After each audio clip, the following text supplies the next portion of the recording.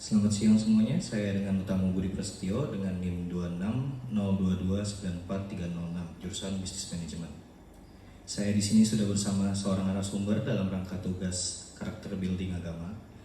Podcast ini merupakan kelanjutan dari tugas kelompok saya dengan tema memperkuat perdamaian melalui kemitraan lintas agama, sebuah pendekatan moderasi beragama dalam manajemen bisnis. Silahkan untuk narasumber kita memperkenalkan diri terlebih dahulu. Baik, perkenalkan nama saya Gabriel Joshua. Saya berusia 21 tahun. Sekarang saya berkuliah di FKUPH, sekarang semester 7. Dan saya tumbuh dan besar di keluarga Gembala Sidang di Kediri, GPT Kristus Pengasih.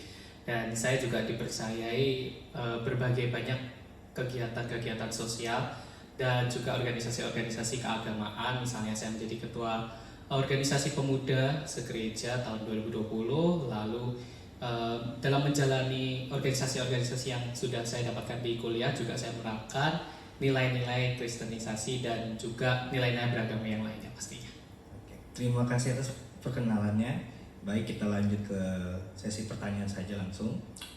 Untuk narasumber kita, pertanyaan pertama, bisa Anda jelaskan apa ini maksud dengan moderasi beragama dan mengapa konsep ini penting dalam konteks Indonesia yang sangat beragam dalam agama?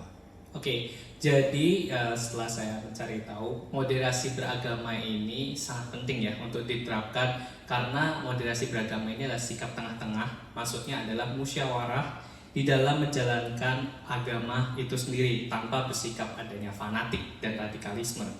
Jadi memang di Indonesia kita tahu bahwa banyak sekali keberagaman budaya dan keberagaman beragama dari Hindu, Islam, Katolik, Kristen, Konghucu, dan yang lainnya. Jadi memang moderasi beragama ini sangat penting karena ini akan menghindari kita dari sikap eksklusif dari agama itu sendiri gitu. Oke, terima kasih atas jawabannya. Berikut pertanyaan selanjutnya. Di Indonesia, menurut GJ atau Gabriel Joshua, di Indonesia apa saja tantangan utama dalam membangun kemitraan lintas agama, terutama dalam menjaga perdamaian di tengah keberagaman agama yang ada? Oke, tantangan utama dan banyak kita tahu ya bahwa masyarakat ini masih bersikap banyak sekali intoleransi.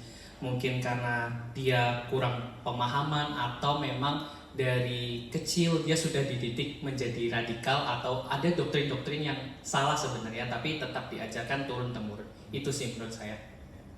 Betul sekali. Dan selanjutnya, bisa Anda ceritakan contoh kemitraan lintas agama yang sukses di Indonesia? Dan bagaimana kemitraan tersebut membantu meredakan konflik dan memperkuat perdamaian? Oke, jadi salah satu contoh sukses itu adalah konflik Ambon di Maluku. Jadi kalau saudara-saudara pernah lihat dari film Glenn Fredly, The Movie, itu sangat-sangat menggambarkan konflik di sana bagaimana dan moderasi beragama itu sangat penting ya. Di Maluku Ambon itu dia melakukan inisiatif namanya Rumah Orang Basudara. Jadi emang latar belakangnya itu konflik karena ekonomi dan sosial dan akhirnya itu menyangkut ke agama sehingga pada saat itu ada salah satu inisiatif bilang Rumah Orang Bersaudara. Maksudnya apa? Dari semua keberagaman ini kita tetap satu saudara. Itu yang sukses di Ambon Maluku. Terima kasih, informasinya sangat menarik ya. Saya juga baru tahu soal kasus ini, Ambon ya. Dan pertanyaan selanjutnya, bagaimana moderasi beragama bisa diterapkan dalam strategi manajemen bisnis di Indonesia? Apa manfaat yang bisa diperoleh perusahaan dari penerapan pendekatan ini? Oke, jadi moderasi beragama ini bisa diterapkan supaya menciptakan lingkungan kerja yang inklusif, dari mana setiap karyawan itu bisa dihargai meskipun banyak perbedaan. Jadi perusahaan perlu membuat kebijakan toleransi, misalnya pada hari Minggu orang ke gereja ya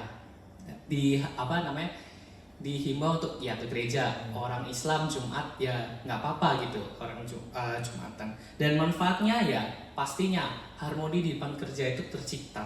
Terus juga jadi karyawan itu jadi seneng gitu kerja di tempat kita sehingga meningkatkan produktivitas daripada kita kayak mengekang gitu deh dan tidak menolak agama tersebut kan juga nggak enak dan juga di mata masyarakat perusahaan kita juga lebih baik gitu. Ya betul, berarti perusahaan itu merayakan semua hari raya setiap agama ya? Benar. Ya? Betul, oke. Dalam konteks SDG 16, di mana SDG 16 itu adalah perdamaian, keadilan, dan kelembagaan yang kuat. Dan SDG 17 di mana itu adalah kemitraan untuk mencapai tujuan.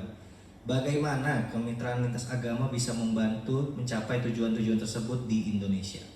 Oke, jadi menurut SDG 16 ya, jadi bisa tercipta dan bisa diterapkan di Indonesia. Salah satunya adalah kalau misalnya kita adanya masalah ya, perdamaian, keadilan, kelembagaan yang kuat dari SDG 16, ya kita melakukan mediasi itu. Kita melakukan pendekatan yang damai melalui mitra lintas agama.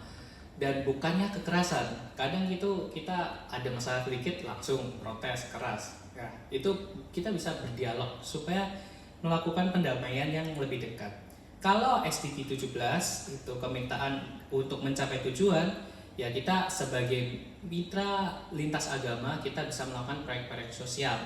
Misalnya untuk meretas kemiskinan atau pendidikan orang-orang yang tidak mampu, dan itu kan bisa kita kumpulkan dari lintas agama, dan itu akan menciptakan negara yang kuat juga gitu. Betul sekali, mau agama apapun untuk menolong kebaikan ya tidak ada batasannya ya. Iya benar, tidak pandang bulu lah. Oke. Indonesia pernah mengalami konflik keagamaan di beberapa wilayah seperti di Ambon dan Poso. Apa pelajaran penting yang bisa kita ambil dari konflik tersebut dan bagaimana moderasi beragama bisa mencegah konflik serupa di masa depan?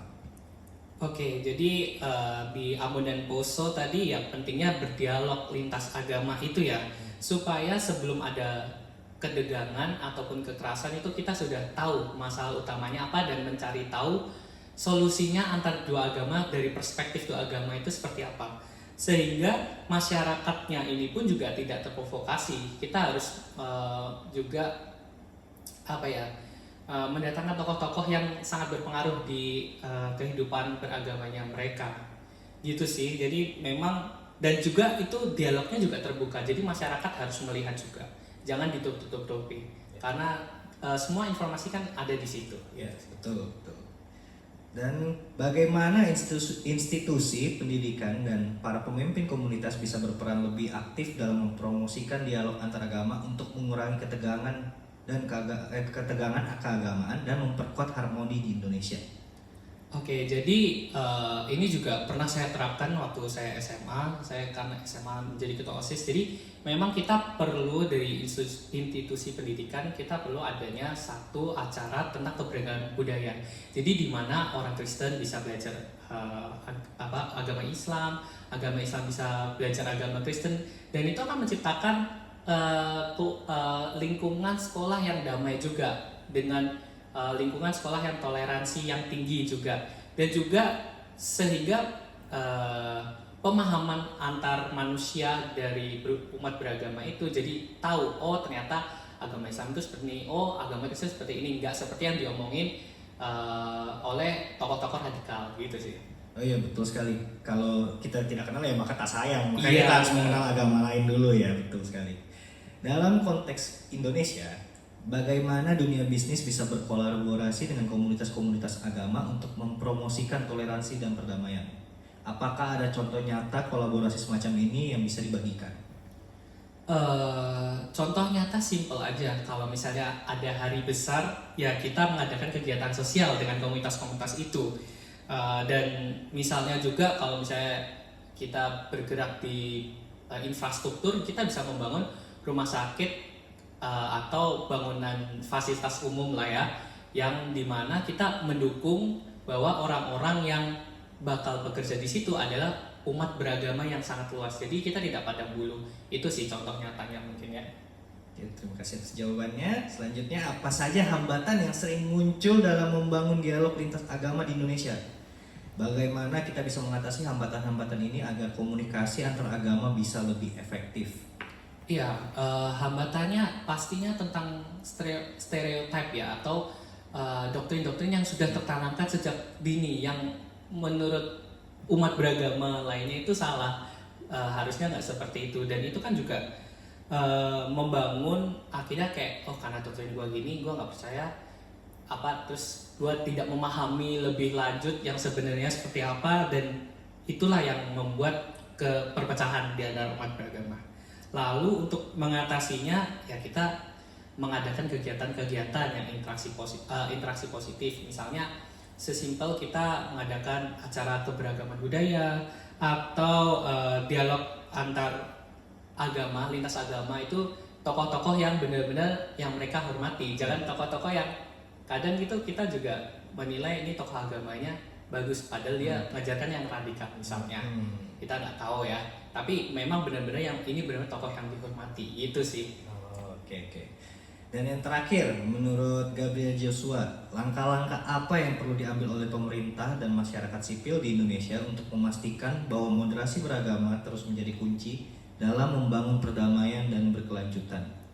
Oke, jadi untuk pemerintah sendiri sih menurut saya harus ditanamkan sejak kita sekolah. Jadi memang di sekolah itu harus ada pembelajaran mengenai budaya beragama.